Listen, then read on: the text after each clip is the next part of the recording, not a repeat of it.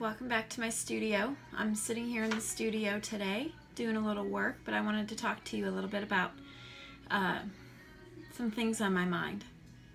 I'm afraid.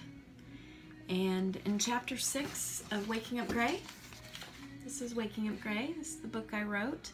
It's on creative recovery, 12 weeks of what it means to be a creative person. And if you're human, you're creative.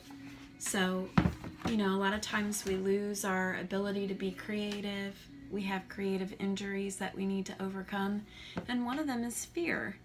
And today I'm feeling afraid. And what do we do when we're afraid? How do we keep moving forward? I have a good friend in town here. He is a very successful gallery artist. He's really good. And he puts a lot of work out. He's very productive. And we sat down one day. He's got a gallery contract in Atlanta, Boston, Minneapolis, New Mexico, like all over the country. And I asked him, how did you procure all of these great contracts? And he said what he did was he applied to 20 different galleries a month. And most of them said no. But a handful of them said yes. And so he has these gallery contracts.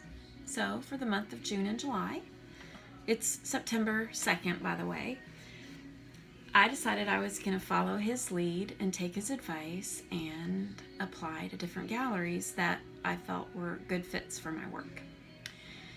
June, I applied to 20. July, I applied to 20. Most of them never got back to me. A few did, and they were rejections. And my friend Nate said, most of them will reject you. You have to keep going. Well, 2 months of that, okay, so August came and went, and I didn't apply to one gallery during the month of August. Now it's September 2nd, and I am trying to get back up on my feet from that. I did find out from the feedback that I did get from galleries, they liked my work. They were very kind. They liked my work, but they said, your stuff just does not sell in galleries. So a friend asked me, how are you going to adapt to that? So that is a question I'm trying to look at, but also I'm trying to understand the deeper fear behind it. Everything that we do creatively, if we're going to put it out into the world, anytime we put beauty out there, there's going to be a protest. Me and my friend Jenny Black came up with that idea, and because out of experience that there will be a protest. And so what do we do with the fear? How do we get back on our feet and move into the places that we want to move into? I know this question well. It seems to continue to circle back around, and it comes back in new ways. After my third child was born, Maggie, she is going to be turning 17 next month, so this was quite a while back. I had gained a bunch of pregnancy weight and was finding comfort in food. I was afraid back then. I was lonely, I was fearful, and I found solace in food. And right after she was born, there were some things in my life that became a catalyst for wanting more. There's got to be more than this. What is going on? I was over 200 pounds, and I was sad, and I was lonely, and life wasn't working. And so I went on a journey. I think that's where my journey first began, that turned into this book, Waking Up Gray. I share a lot of my story of recovery in the book. Not just creatively, spiritually, it's a holistic movement. And all of your other parts of you, you have so many different parts. You have your imagination, you have your body, you have your emotions, you have your spirituality, whatever the things you are that you think about God. You have your intellect, you have your sexuality, you have all of these different parts of you. And in a human, all of those parts inform every other part. So as I was in the therapeutic process, seeing my counselor as often as I could during those times, I feel like I was coming out of a depression. I realized I've made so many realizations during that time through some great counseling work. But one of them I realized was that I was turning to food for things that food couldn't fill. I was lonely, I was isolated, I was depressed, I was sad, I was hurting, I was afraid. And so when I was able to tap into that, all of these things started happening in the other parts of me. When I felt that pull to go to the refrigerator, I would either go to my journal and journal out what emotions were there that were feeding that pull.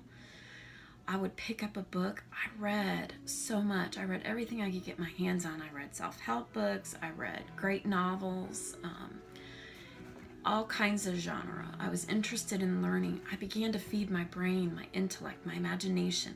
That's when I started coming alive creatively again. I hadn't done that. There were new ways of being with God at that time where things were so restricted prior to that. There were only certain ways that were acceptable, that you could experience God. That world began to open up, and I began to see God everywhere, not just in Scripture and not just out in nature, although those were places that I did find him on a deeper, more meaningful, intimate level. But I also found him in other ways. I found him in the silence. I found him in the creative process.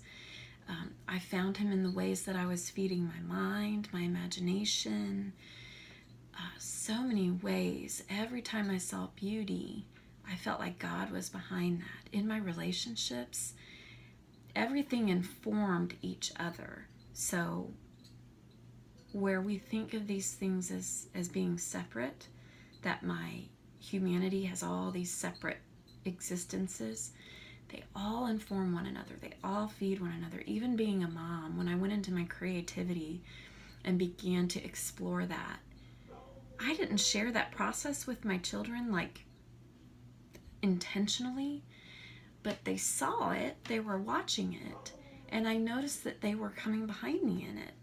I didn't, invite them into it. They just naturally, organically followed me into that. They began writing and painting and drawing and dancing and drama and all these other expressions of creativity. And it wasn't because I was cognitively trying to push them in that direction. They just followed me. And that's an example of the way that our holistic lives inform the parts.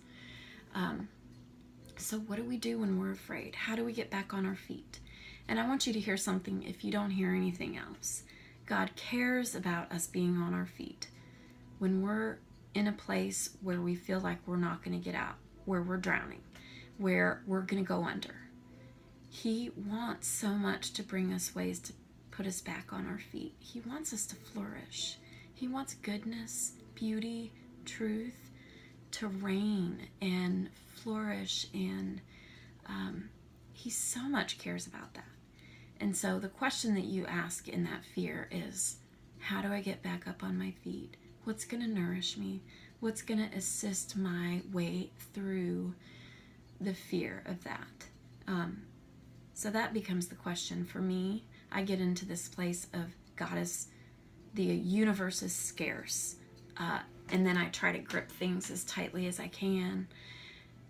I have to remember that the universe is not scarce. The universe is abundant. If you look at the universe, it's constantly expanding. It is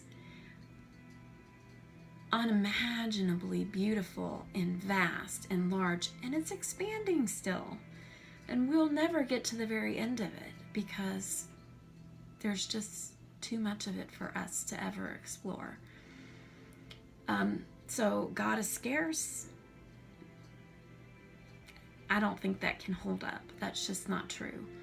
And so I have to go back and take inventory, the gratitude practice again, the things that got me here in this moment, in this place and time, and everybody that it took, the people that love me, the people that care for me, even people that don't even know me, that have brought me to here.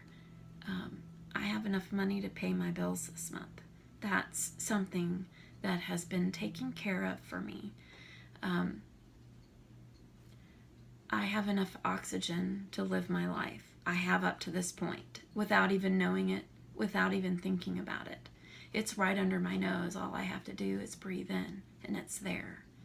I'm talking about that kind of thing that we don't even think about, that we have everything we need. I have everything I need right now for this moment to live and to flourish.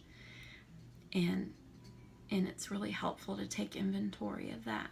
And I have everything I need to do what I love and to create beauty. Frederick Buechner, again, I'm going to quote him because he says this beautiful thing. Your calling, your passion is where, your calling is where the world's deep hunger and your passion meet. So, okay, no gallery contracts yet. But my passion is still there. I have everything I need to exist to create my passion.